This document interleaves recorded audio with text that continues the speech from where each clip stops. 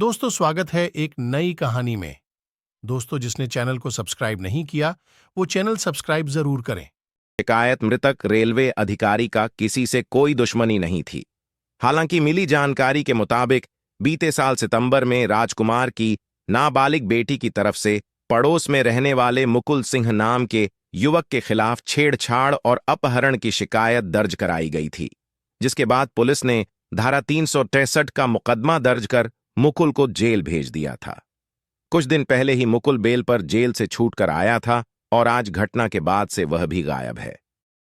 भाई के मोबाइल में आया वॉइस मैसेज वहीं घटना को लेकर बताया जा रहा है कि सुबह के समय मृतक राजकुमार विश्वकर्मा के इटारसी में रहने वाले भाई की बेटी के फोन पर एक वॉइस मैसेज आया, जिसमें राजकुमार विश्वकर्मा की 14 साल की बेटी आर्या ने बताया था कि मुकुल ने उसके पिता और भाई को मार दिया है।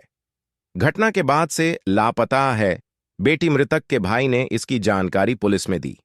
सूचना मिलने पर मौके पर पहुंची तो वहां घर लॉक था।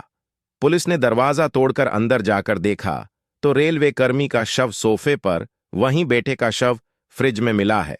वहीं उनकी बेटी लापता है। पुलिस का अनुमान है कि आरोपी ने पिता और बेटे की हत्या करने के बाद बेटी को जबरदस्ती अपने साथ ले गया है। वास्तविकता तो उनके मिलने के बाद ही पता चल सकेगी। घटना के बाद से लापता है बेटी मृतक के भाई ने इसकी जानकारी पुलिस में दी। सूचना मिलने पर मौके पर पहुंची तो वहां घर लॉक था। पुलिस ने दरवाजा तोड़कर अंदर जाकर देखा तो रेलवे कर्मी का शव सोफे पर, वहीं बेटे का शव फ्रिज में मिला है।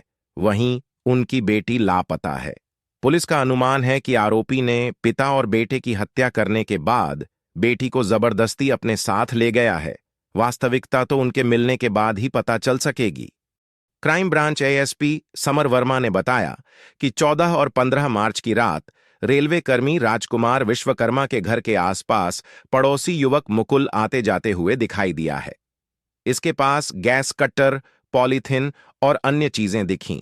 घटना के बाद दोपहर करीब 12 बजे मुकुल अपनी कॉलोनी से लाल रंग की स्कूटी से बाहर निकला और उसके पीछे पीछे रेलवे कर्मी की नाबालिग बेटी भी पैदल गई थी। इसके बाद रेलवे स्टेशन और बस स्टैंड पर भी दोनों साथ में नजर आए।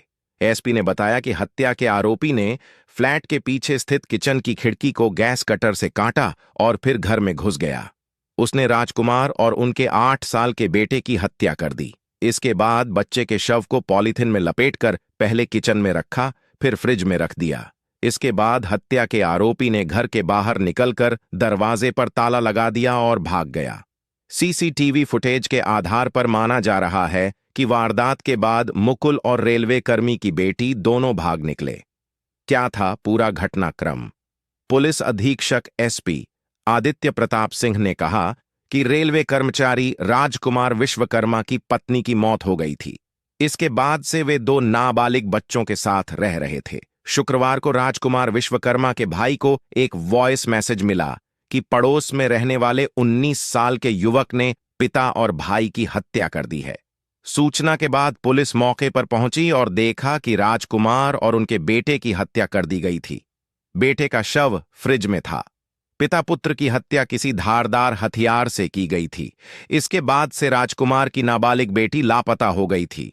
पुलिस मान रही है कि यह प्रेम प्रसंग का संदिग्ध मामला है।